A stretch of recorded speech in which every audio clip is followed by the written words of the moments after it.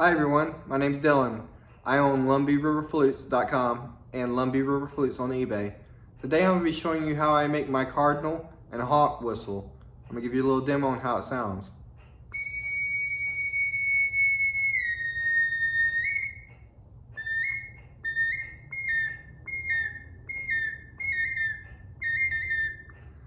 Now I got this design from Blue Bear Flutes. If you want a more interesting video, you can check out his 2 DIY eagle whistles. And I got this design from his version of an eagle whistle, and I would like to say it sounds like more like a hawk or a cardinal to me. It depends on how you play it, really. I mean, the flute does have to work. The flute player or the whistle does the rest of the work. So today I'm gonna show you how I make it out of sawgrass, and then for the first part I'm gonna be making it out of sawgrass, and the second part I'm gonna be putting it on a string and beading it into a necklace. So let's get started. Now, right now, I'm gonna go ahead and give you the measurements. I already got a marked pre-recording of this video. Now, here are the markings right here, right there, and there. It's gonna be from end to end of the flute. That's about 3 inches long. From end to end of the whistle will be about 3 inches. Now, from the mouthpiece to the first hole where the sound hole will be is about 3/4 of an inch, and then the second hole that you will use to make the sound louder and play the cardinal notes will be about halfway from the sound hole to the end of the flute. So right now what I'm gonna do is I'm gonna go outside and get my saw, and we're gonna go ahead and get this cut up.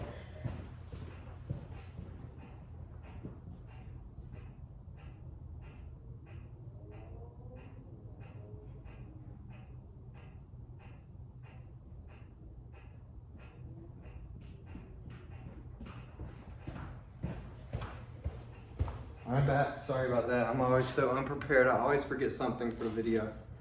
Right now what I'm gonna do is I'm gonna saw through this material. It is about 3 inches in length.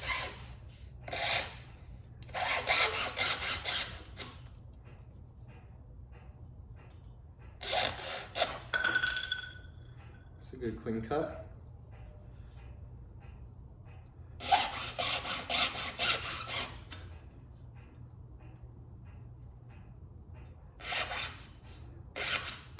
There it is. Little guy is in shape.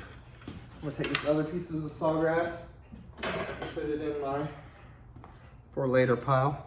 But this is about 3 inches long. That's all you really need to make this whistle. Now what I'm gonna do is I'm gonna go ahead and sand it, and then I'm gonna go ahead and burn my sound area and the playable note. Now I had some suggestions from the last video, so this time we'll be sanding it on video so you guys can actually see me instead of my backside shaking up and now I'm trying to sand a piece of material. Now to sand this material, I like to go around in circles and get it nice. This is nice.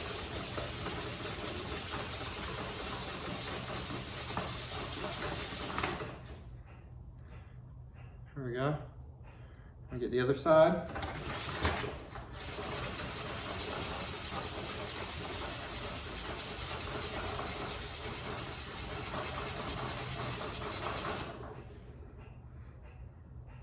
It's about as good as it's gonna get for now. All right. Now what I'm gonna do, next step, is I'm going to burn the sound area and the playable note. And then I'll get this dowel. This is a wooden dowel that I got from Dollar General or Dollar Tree, one or the other. I'm gonna get it cut to the right size and sanded so it'll play that note. So I want this dowel sanded at an angle where it pushes that wind up towards the nice edge right here where the sound hole will be. Go ahead and get my blowtorch lit. And this time I remembered to bring my lighter.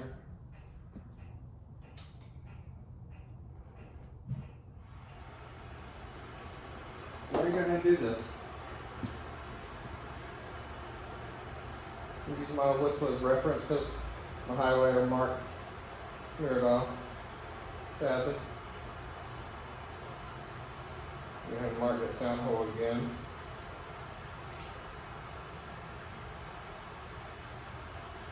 Alright.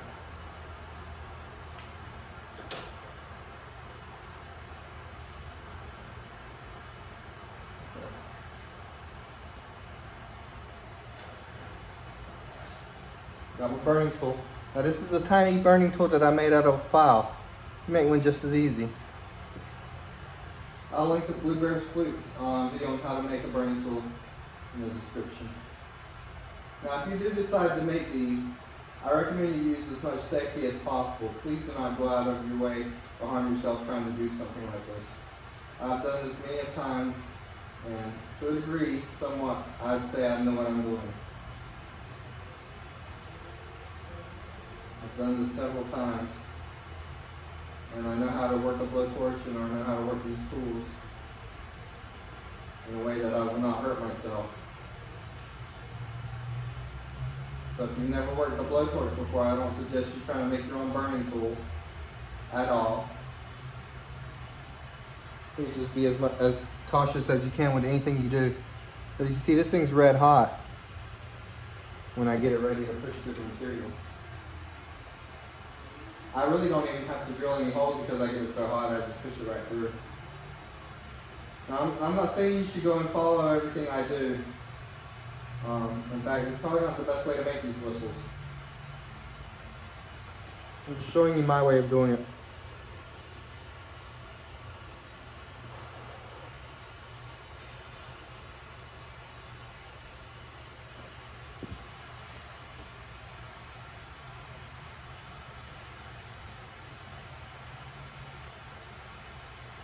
Now what I'm doing right now is I'm making my first hole, and this will be the sound hole where the wooden dowel inside will push the air up to make the sound in general.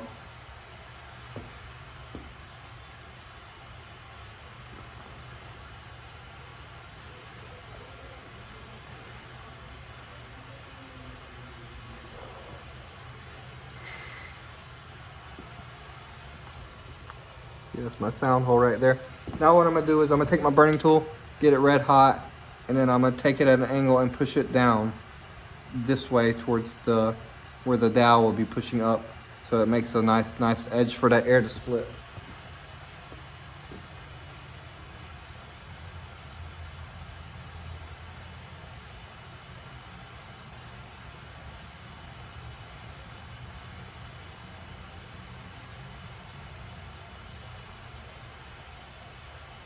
Right now what I'm doing is I'm getting this iron red hot again.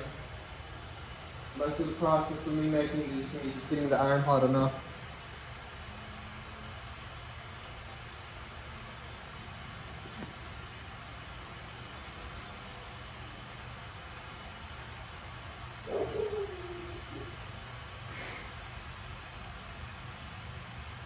I think that's going to be good enough for now. I can get the rest of that in a file. So what I'm going to do now is I'm going to go ahead and burn the second hole. Be done with the fire for now.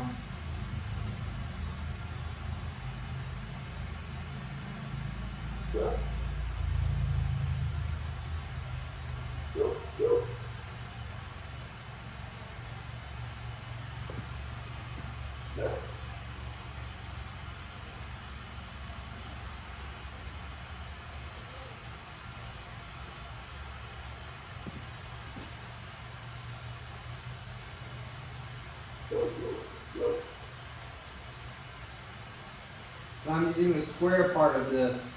These holes are square, and they're very the hole where the sound comes out of is very sharp, going towards where the dowel will be inside, pushing the air up towards the hole for the sound.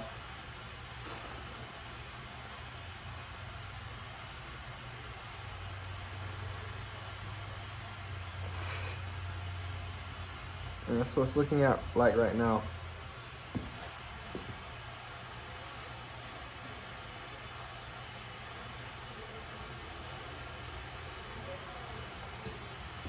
Alright, now what we're going to do is we're going to go ahead and make this dowel and get it cut to the right size so that it fits in here and pushes that air right up into that sound hole. Before I do that, I'm gonna clean up the sound area a little bit with my file. Make it look a little bit better, to the point where I think it'll play better.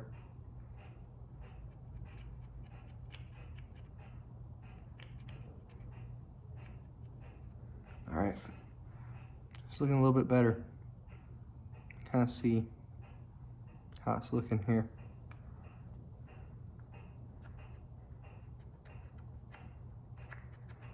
Now to clean this material up, I'm gonna use steel wool. And to clean the inside of it, what I'm gonna do right now is I'm gonna use my long file and just push it on through and clean it as much as I can.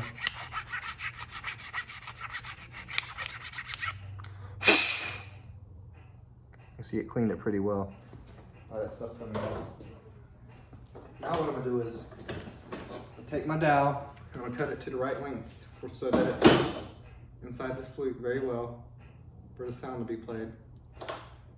And it's looking like this dowel's not fitting as well as I want it to inside the flute. So what I'm gonna do is I'm gonna trim a little bit more of the material off the dowel very carefully. I want to trim too much off. I'm gonna see how it fits now.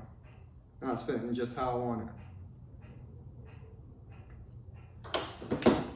Now what I'm gonna do is I'm gonna cut this dowel.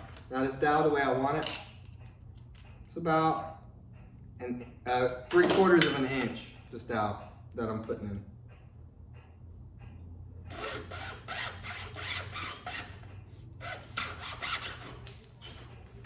All right, now what I'm gonna do is, now I got the dowel the size I need it.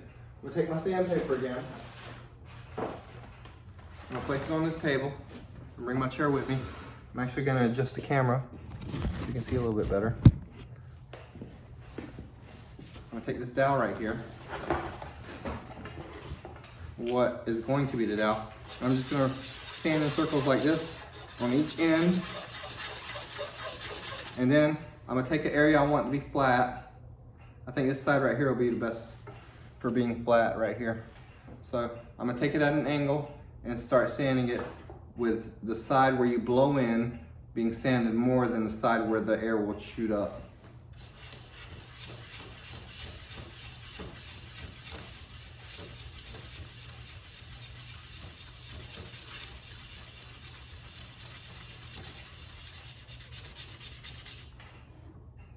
Now this part can take some time, but if you're good at sanding and holding this really well, it won't take that long.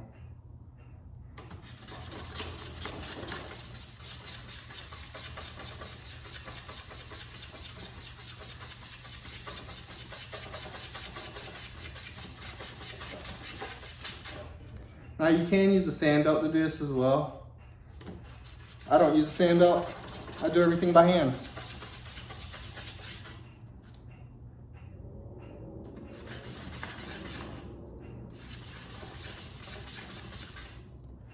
Getting it nice where I want it almost. Now as you can see, that little slant is pushing up that way, almost. That's how I want it. I want that air pushing directly where that knife's edge is gonna be, where we burnt that hole, for the sound to be made.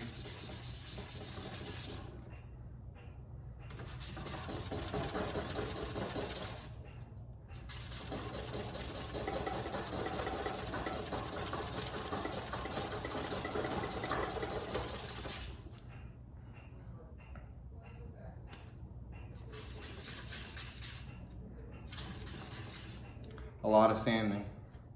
A lot of sanding goes into this. Each whistle gets sanded this much. Well, the dowel at least.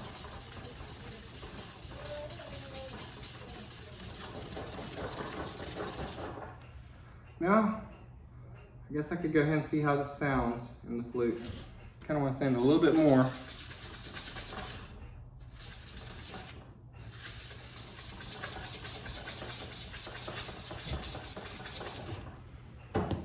All right. See how it plays now, if it even plays at all.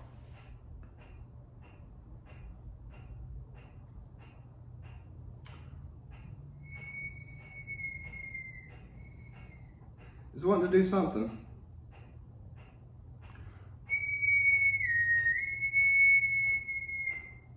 I think it's actually almost done. Pretty much there at where I want it. Which is actually very convenient because most of the time I have trouble with these whistles for them not playing right. So what I'm doing right now is I'm filing this area down a little bit more, getting it more uniform with the other side of the whistle on this sound area right here. I think it's about where I want it actually.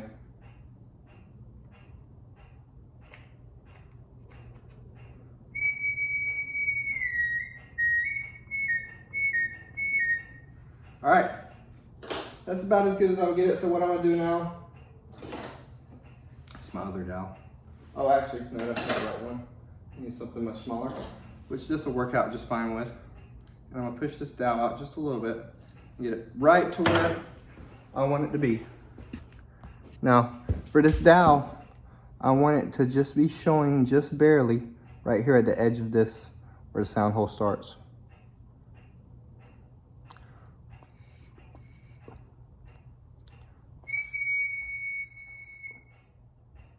I want it a little bit sharper than that.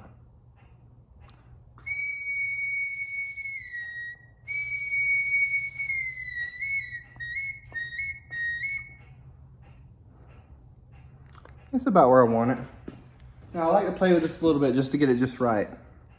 So it's a lot of back and forth just to get the sound that I want.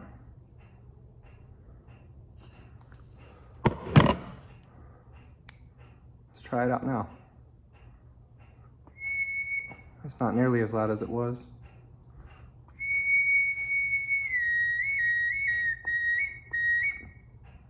I think that's as good as it's gonna get, honestly.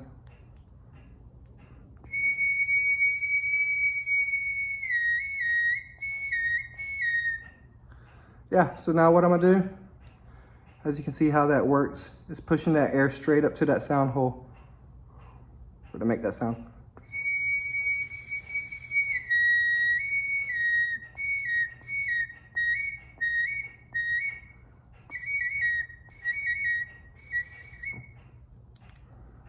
It's not making as clear of a sound as I want it to.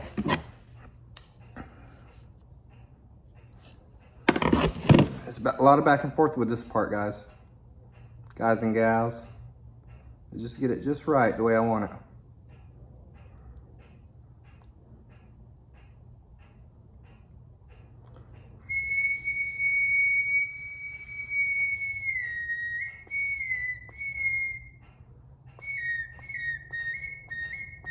I think that's just where I want it. Now what I'm gonna do is I got this super glue that I get from Harbor Freight. It's pretty good stuff. That's what it's called.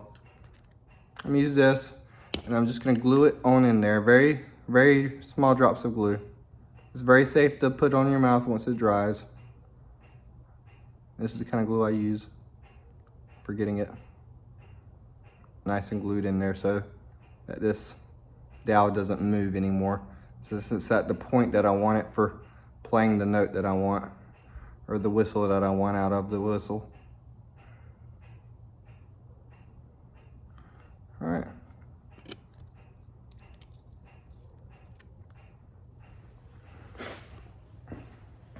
Now I'm gonna go ahead and let this dry. As you can see, this is what it looks like finished. Now before I finish the video, I'm gonna show you that I use steel wool to clean this. That's what I'm gonna use to clean the outside of this right here. The inside is already cleaned. So I'm gonna use steel wool to go ahead and clean the outside the way I want it to be. As you can see, that steel wool really makes it shine a lot more. I know I might be quoting Charlie a lot, guys, if you ever watch any of his videos. But I am like very blown away with what he has done for the Native American flute making community. And I honestly want to do what he does. I think this is the way I want it to be. I'll go ahead and let this dry, and then I'll meet you back inside in my little bead shop where I do all my beading. So I'll see you there.